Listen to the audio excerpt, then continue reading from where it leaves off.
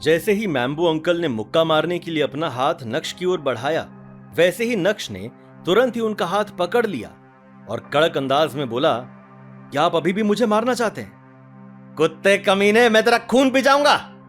जैसे ही Mambo uncle के मुंह से शोले फिल्म का यह पुराना डायलॉग बाहर आया, वैसे ही नक्श ने उनकी रिस्ट को हल्का सा ट्विस्ट किया।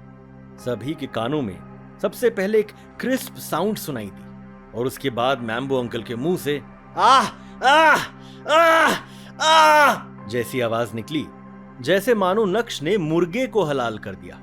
मुझसे बहुत नफरत है ना? मुझसे घिन आती है। जब मेरा हाथ लगेगा ना, तब बदबू आएगी। ये बोलते हुए नक्श ने मैम्बो अंकल की छाती पर एक जोरदार मुक्का जड़ा और मैम्बो अंकल हवा में उड़ते हुए कुछ मीटर दूर जा गिरे। व्हाट द, ये अभी क्या हुआ? इसके जैसा यूजलेस इंसान ये सब कैसे कर सकता है? इस पतलू में इतनी हिम्मत कहां से आई? इसका डर कहां गया? जावेरी खानदान के लोग धीमी आवाज में फिर से डिस्कशन कर रहे थे और दूसरी तरफ मैम्बो अंकल दर्द से छटपटाते हुए जमीन पर पड़े थे। उन्होंने महसूस किया कि उनकी हड्डी पसली एक हो गई थी। दर्द के मारे वो बस चिल्लाते जा रहे थे। उसी समय चित्रा नक्श की ओर बढ़ी और उसने नक्श के चेहरे पर एक जोरदार तमाचा जड़ दिया था। अचानक हुए इस हमले से नक्श संभल नहीं पाया और लड़खड़ाते हुए उसके 2 कदम पीछे की तरफ बढ़े। तुम अपने आप को समझते क्या हो?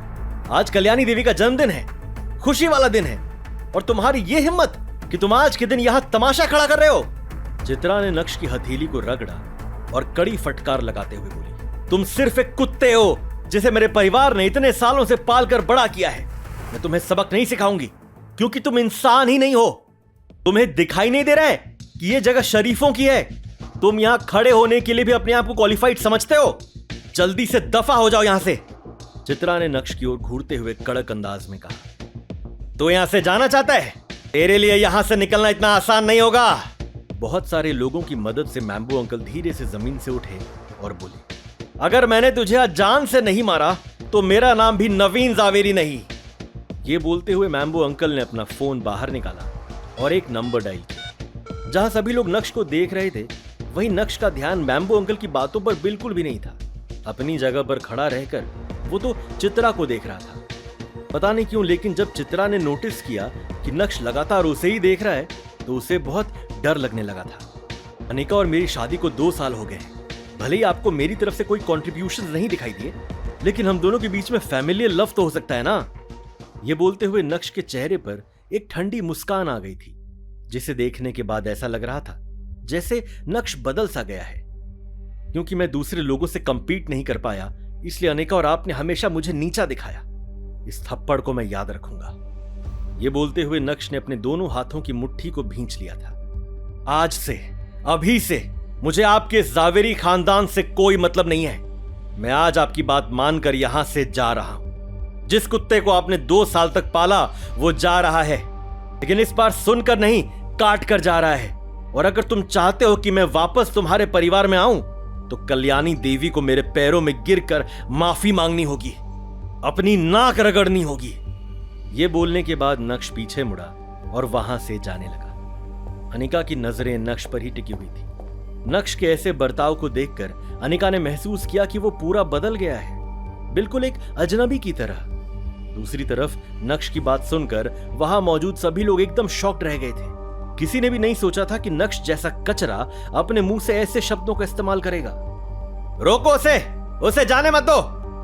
मैम्बो अंकल ने नक्श की तरफ उंगली उठाई और चिल्लाते हुए कहा। हालांकि मैम्बो अंकल के आदेश का पालन किसी ने भी नहीं किया। कोई भी अपनी जगह से नहीं हिला था। जावेरी खानदान में कौन नहीं चाहता था कि वो कचरा यहां से नहीं जाए। नक्श ने तो ये तक कह दिया था कि अगर उसे वापस बुलाना चाहते हो तो कल्याणी को उसके पैरों में गिरना होगा। इस बात पर तो नक्श को बहुत मार पड़नी चाहिए, लेकिन कोई हिम्मत ही नहीं कर रहा था। जब मैम्बो अंकल ने देखा कि किसी ने भी उनकी बात नहीं सुनी, तो जैसे तैसे वो नक्श की तरफ भागे और उसका कॉलर पकड़ते हुए बोले, तुम्हें यहां से जाने के लिए किसने कहा? क्या तुम्हें सुनाई नहीं दे रहा मैंने क्या कहा? जैसे ही मैम्बो अंकल ने अपनी बात खत्म की, वैसे ही रंगरेज रेस्टोरेंट के सामने ब्लैक कलर की 10 स्कॉर्पियो आकर रुकी। चूंकि आज की ये पार्टी ओपन बैंक्वेट में हो रही थी, इसलिए सभी इस फिल्मी नजारे को आसानी से अपनी आंखों में कैद कर सकते थे। देखते ही देखते 30 से भी ज्यादा लोग उन गाड़ियों से बाहर आए, जिनके हाथों में स्टिक्स और चाकू थे। इरफान भाई, फाइनली आप आ गए। मैम्बो अंकल उस ग्रुप के लीडर की तरफ बढ़े और पूरी रिस्पेक्ट दिखाते हुए बोले। उस आदमी ने अपना सर हिलाया और चाकू को हवा में लहराते हुए बोला, बोल नवीन, क्या मसला है? कौन सी गंदगी साफ करनी है? इरफान भाई, यही है वो कचरा। मैम्बो अंकल ने तुरंत ही नक्श की ओर पॉइंट करते हुए कहा। इरफान भाई सूरत के जाने माने गुंडे थे और पूरे सूरत में उनका नाम था। जी हाँ, गलत कामों में जावेरी खानदान भी कोई दूध का धुला नहीं था। ज्यादातर सभी इरफान भाई को जानते थे, सिर्फ नाम से। देख पहली बार रहे थे और उन्हें देखने के बाद सभी के होश उड़ गए थे। क्या ये इरफान भाई हैं? इनके किस्से बहुत सुने, काट डालते हैं। नवीन मामू का जवाब नहीं। क्या बात है, उन्होंने इरफान भाई को बुला लिया। मैम्बो अंकल के भांजे को यह सब देखकर बहुत अच्छा लग रहा था। अचानक से सीन आशिकाना से कातिलाना हो गया था। नक्श, भागो भागो यहां से। जब अनिका ने देखा कि मैम्बो अंकल ने नक्श को मजा चखाने के लिए इरफान भाई को बुलाया है, तो तुरंत ही वो चौंक गई थी और नक्श को भागने का याद दिलाने लगी। अनिका ने भी इरफान भाई का नाम पहले से सुन रखा था। अगर नक्श उनके हाथों में लग गया तो फिर नक्श का कल्याण हो जाएगा। मार मार के नक्श का भरता बना देंगे, शायद वो बचेगा ही नहीं। अनिका के मन में ये सारी बातें चल रही थी। जब अनिका ने देखा कि नक्श अपनी जगह से हिलने का नाम नहीं ले रहा है, तो वो तुरंत ही अपनी जगह से उठी और नक्श को वहां से ले जाना चाहती थी। लेकिन विहान ने जल्दी से अनिका को रोकते हुए कहा, अनिका, ये तुम क्या कर रही हो? क्या तुम पागल हो गई हो? सामने इरफान भाई हैं, वो मेल फीमेल कुछ नहीं देखते, बस उनका चाकू चलता है। अगर तुम्हें कुछ हो गया तो मेरा क्या होगा?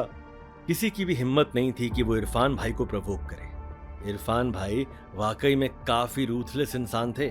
इरफान भाई ने सिगरेट का आखिरी कश लिया और उस सिगरेट को फेंकते हुए अपनी तानाशाही दिखाते हुए बोले, कौन अंधा है जिसे दिखाई नहीं दिया कि नवीन मेरा भाई है? क्यों अपनी मौत को बुलावा दिया? अब हो जाएंगे छोटे छोटे छोटे छोटे टुकड़े। जब मैम्बो अंकल ने इरफान भाई के मुंह से निकले शब्दों को सुना, तो वो प्राउडली नक्श के सामने जाकर खड़े हो गए थे और नक्श को ये दिखाने की कोशिश कर रहे थे कि देख ले बेटा, कौन बड़ा है, तू या मैं।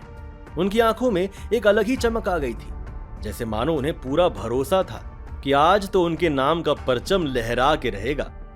उस समय मैम्बो अंकल ने इरफान भाई को ही कॉल किया था, जब चित्रा और नक्श के बीच हीटेड आर्ग्यूमेंट्स हो रहे थे। और देखिए, उनके एक कॉल से इरफान भाई 30 लोगों के साथ नक्श को मारने पहुंच गए थे। वैसे 30 लोगों को लाने की क्या जरूरत थी इस पतलू के लिए, ये किसी को भी समझ में नहीं आ रहा था। 2-4 भी लाते तो वो भी काफी होता, लेकिन शायद मैम्बो अंकल ने बात को बढ़ा चढ़ा कर बोला था। वैसे भी उन्हें ये सब करने में बहुत मजा जो आता था। सभी लोग नक्श की ओर देख रहे थे और मन ही मन सोच के बैठे थे कि आज तो उसकी अर्थी यहीं से उठेगी। लेकिन कोई भी ये नहीं सोच रहा था कि जावेरी खानदान का सबसे लाडला इंसान नवीन जावेरी सूरत के गुंडे को कैसे जानता है। अब जावेरी खानदान को अपनी इमेज की परवाह नहीं थी। जब मैम्बो अंकल कॉलेज में थे, तब किसी कांड की वजह से उनकी मुलाकात इरफान भाई से हुई थी और उस दिन इरफान भाई ने मैम्बो अंकल को कुत्ते की तरह धोया था। उस दिन के बाद मैम्बो अंकल ने इरफान भाई के मामलों में कभी पंगे नहीं लिए, बल्कि हमेशा से उनसे दोस्ती करने की कोशिश की। दोस्ती होने के बाद मैम्बो अंकल के सारे मामले इरफान भाई हैंडल करते थे और मैम्बो अंकल उन्हें काम का अच्छा खासा पैसा देते थे। अभी भी जब भी मैम्बो अंकल को इरफान भाई से रिलेटेड कोई भी काम होता था, तो वो उन्हें काफी पैसे देते थे। आज भी दिया होगा या फिर देंगे, क्योंकि इरफान भाई सूरत शहर के बिग शॉट हैं और वो बिना पैसों के तो हिलते तक नहीं हैं। सूरत शहर में इरफान भाई को कंपटीशन देने के लिए अभी तक कोई पैदा ही नहीं हुआ था और उन्होंने अपनी गैंग में इतने लोगों को शामिल कर रखा था कि कोई दूसरा इरफान भाई उनके सामने आकर खड़ा भी नहीं हो सकता था। इसलिए उन्हें किसी से डर नहीं लगता था। उन्हें 1 मैन आर्मी के नाम से भी जाना जाता था। जाओ, जल्दी करो, भागो। एक बार फिर से अनिका ने जोर से चिल्लाते हुए नक्श को याद दिलाया, लेकिन इससे पहले कि अनिका अपने कदम आगे बढ़ाती, विहान ने उसे फिर से रोक दिया था और अनिका आगे नहीं बढ़ पाई थी। इस समय इरफान भाई नक्श के करीब आ चुके थे और बस अब तो अनिका की हालत भी टाइट होने लगी थी। चित्रा के तो लूज मोशन शुरू हो चुके थे। एक तरफ अनिका धीमी आवाज में नक्श को भागने के लिए कह रही थी, तो दूसरी तरफ चित्रा वॉशरूम की तरफ भागी। लेकिन अब सीन गर्माता जा रहा था। तो तुम हो जिसने मेरे भाई को मारा? इरफान भाई ने सिगरेट जलाई और अपने चेहरे को ऊपर उठाते हुए कहा, क्या तुम्हें पता नहीं है कि वो मेरा दोस्त है?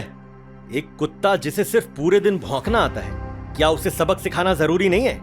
कड़क अंदाज में नक्श ने कहा। बच्चे, जवान हो, खून गर्म है, समझ आता है, लेकिन क्या तुम्हें पता है कि आज तक किसी ने मुझसे इस तरह से बात नहीं की है? इरफान भाई ने अपना हाथ, जिस हाथ में चाकू था, उसे नक्श के कंधे पर रखा और उसके कंधे पर 3 से 4 बार थपथपाते हुए बोले, मुझे इससे कोई फर्क नहीं पड़ता कि दूसरे लोग आपसे किस तरह से बात करते हैं, लेकिन अगर आपने मुझसे इस तरह से बात की तो आपको बहुत रिग्रेट होगा। नक्श की नजर एक बार भी उस चाकू पर नहीं गई थी जो इरफान भाई ने उसके कंधे पर टिका रखा था। मैम्बो अंकल को यह सब देखकर बहुत मजा आ रहा था, क्योंकि नक्श इरफान भाई को गुस्सा दिला रहा था और इरफान भाई का तांडव तो मैम्बो अंकल पहले ही देखे हुए थे, तो उन्हें तो नक्श का आधा कटा हुआ शरीर दिखाई दे रहा था और ये सब सोचकर ही उनके चेहरे पर मुस्कान आ गई थी। इरफान भाई को मैम्बो अंकल से बेहतर कोई नहीं जानता था। इरफान भाई को किसी का भी डर नहीं था, पुलिस का भी नहीं, क्योंकि उनकी तरफ से पुलिस वालों को हफ्ता पहुंचाया जाता था। ऐसे में अगर अनिका को लग रहा है कि उसे पुलिस को कॉल करना चाहिए और पुलिस आकर नक्श को इरफान भाई से बचाएगी, तो ये केवल एक सपना है। यार लड़के, तू कसम से बहुत एरोगेंट है। ये बोलते हुए इरफान भाई नक्श को घूरने लगे थे। पता नहीं क्यों, लेकिन इरफान भाई को नक्श कुछ जाना पहचाना सा लग रहा था, लेकिन वो ठीक से याद नहीं कर पा रहे थे कि उन्होंने नक्श को पहले कहां देखा है। आपके जैसे छोटे इंसान के सामने अब क्या मैं एरोगेंट भी नहीं हो सकता हूं? काम अंदाज में नक्श ने फिर से कहा। उसके चेहरे पर ना तो कोई डर था और ना ही कोई शिकन। ऐसा लग रहा था जैसे नक्श के शरीर में कोई भूत आ गया था। नक्श की बात सुनकर जावेरी खानदान के लोग पूरी तरह से शॉक्ड थे।